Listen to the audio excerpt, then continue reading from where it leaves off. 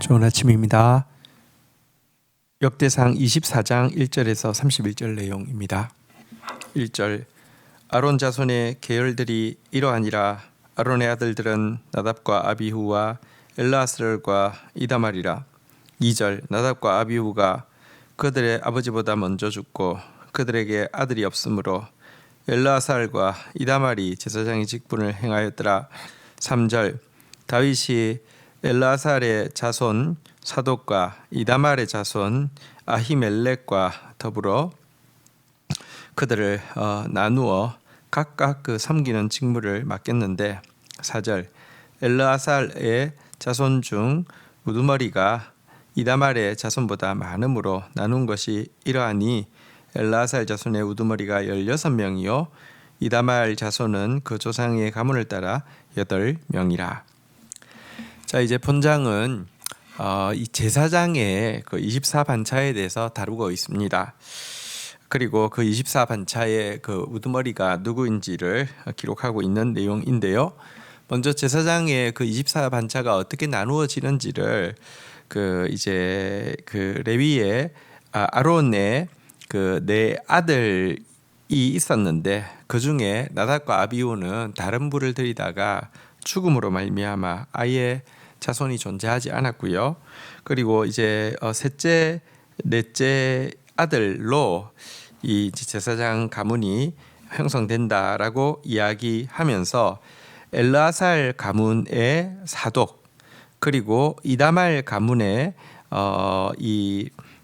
아히멜렉 이렇게 두 사람과 그리고 그들의 자손으로 이제 제사장 24 반차가 나누어진다. 이것에 대해서 설명한 내용이었습니다. 자, 그런데 이제 과거는 이제 중앙에 성소가 이렇게 따로 존재하지 않았지만 이제 예루살렘에 성소가 세워지게 된다고 하면 제사장들이 다 예루살렘 중심으로 모일 수밖에 없고요.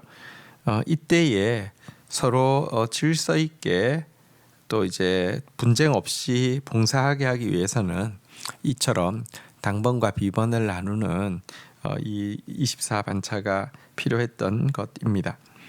자, 그런데 사실 지금 이 나왔던 엘르아살의 그 자손 중에 사독 그리고 이다말의 자손 중에 아히멜렉 이 둘 다 대제사장이었습니다. 좀 특이하게 대제사장은 당대에 한 명이 있게 되는데요. 대제사장이 이렇게 두 명이 있게 된 것은 좀 굉장히 특이한 일입니다.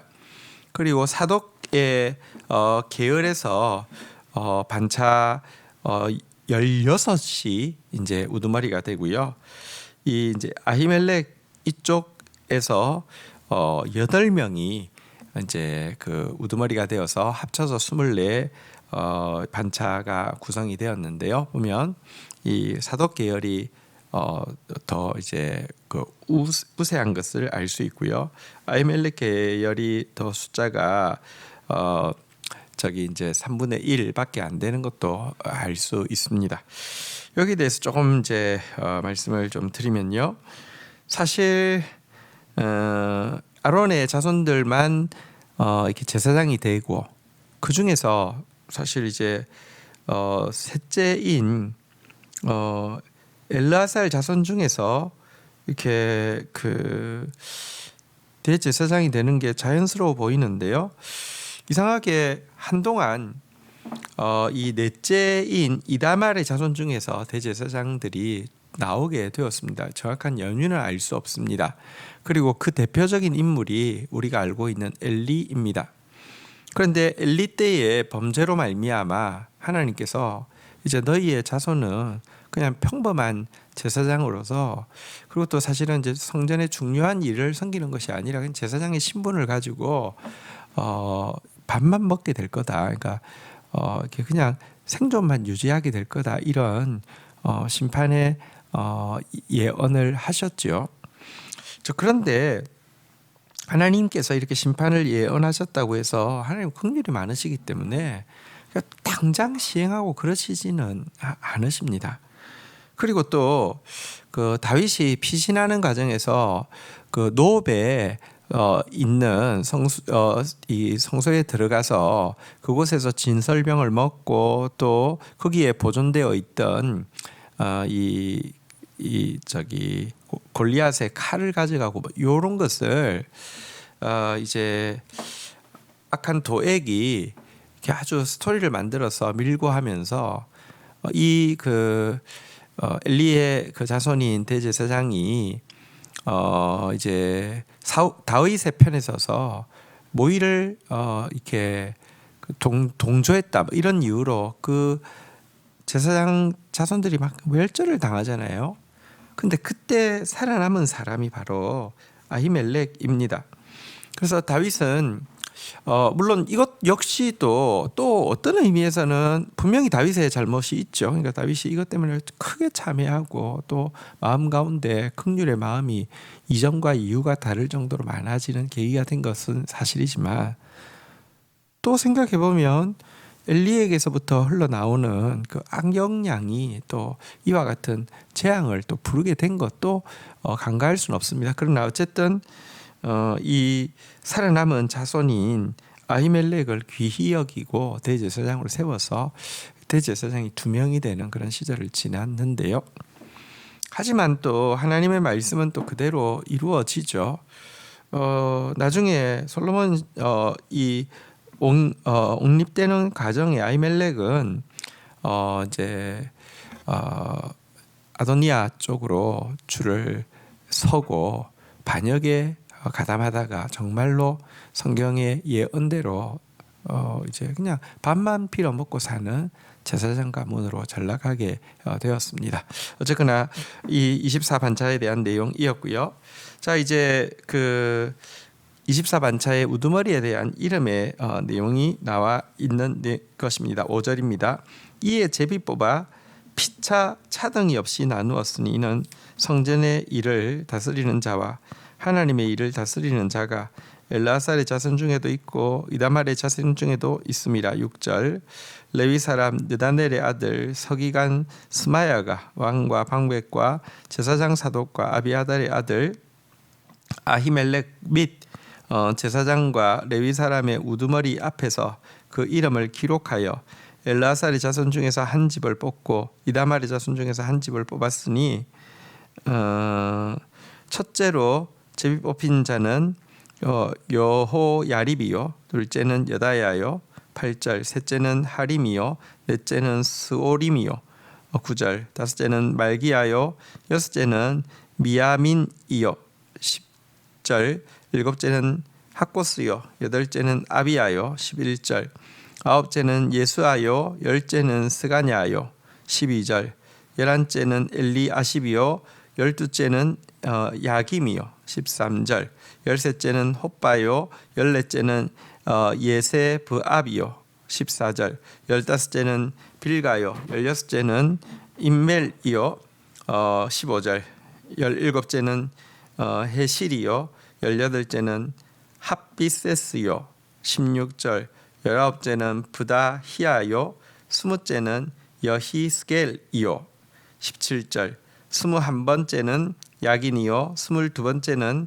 가물이요 18절 23번째는 들라야요 24번째는 마사야라 19절 이와 같이 직무에 따라 여호와의 성전에 들어가서 그의 아버지 아론을 도왔으니 이는 이스라엘 하나님 여호와께서 명하신 규례더라. 자, 이제 그 24반차를 이렇게 그 제비 뽑는 것에 대한 내용이 나옵니다. 성전에서 일하는 제사장, 지성소에서 섬기는 대제사장, 이 영역에서 이제 그 다스리는 자,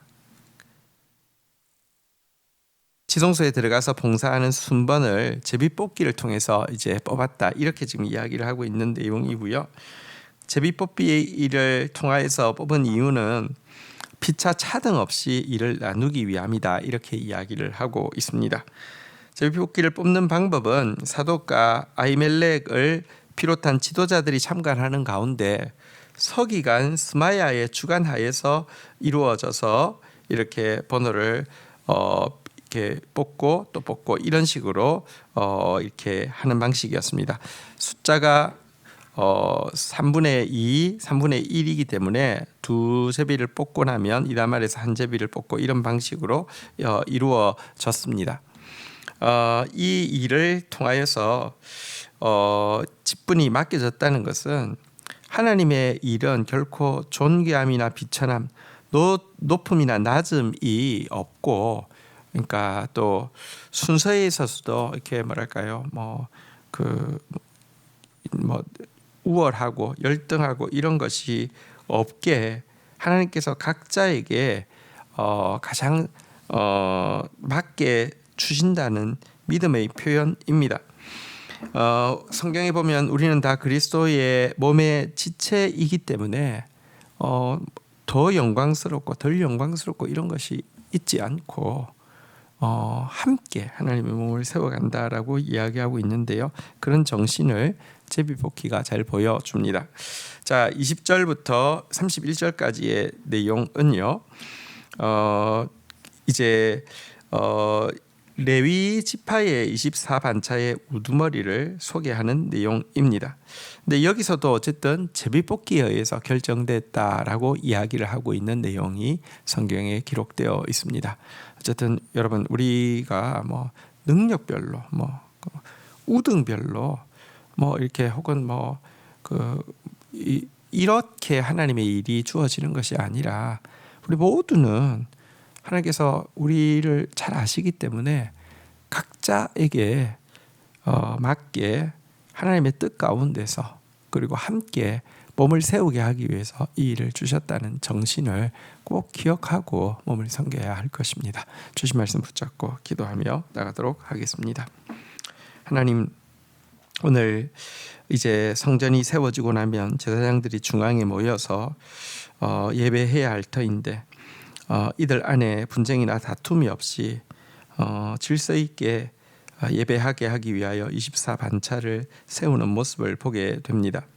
이 중에 사독의 자손 계열과 또 아히멜렉의 자손 계열이 또 나누어져 있는 모습도 보게 되고, 한편으로는 이 아히멜렉의 가문에 남겨두신 긍휼이 신실하다는 것도 보게 되며, 또 한편으로는 그럼에도 불구하고 엘리에게 선고하신 재앙이 그대로 임하는 것을 보면서 인간이 참 어리석고 인간이 참 얄팍한 존재라는 사실도 주의 긍휼을 귀히 여기며 간직하지 못한다는 사실도 발견하게 됩니다.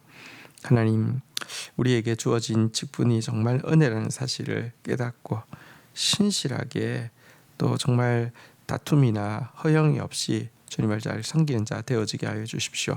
특별히 봉사의 일을 제비 뽑아서 순번을 나눈 일을 통하여서 또 레위인들에게도 제비 뽑아서 역할을 나눈 데서 정말 우리가 우열이나 높고 낮음이나 존귀함과 비천함이 있는 것이 아니라 함께 그리스도의 몸을 세워가는 존재라는 사실을 보게 됩니다. 하나님, 몸된 교회를 섬김에 있어서 다른 사람과 비교하고 경쟁하는 그런 마음이 아니라 하나님께서 나에게 맡겨주신 일들에 대해서 더 기뻐하며 감사하며 함께 몸을 세워가는 저희들 되게 인도하여 주옵소서. 예수 그리스도의 이름으로 기도 올립니다. 아멘.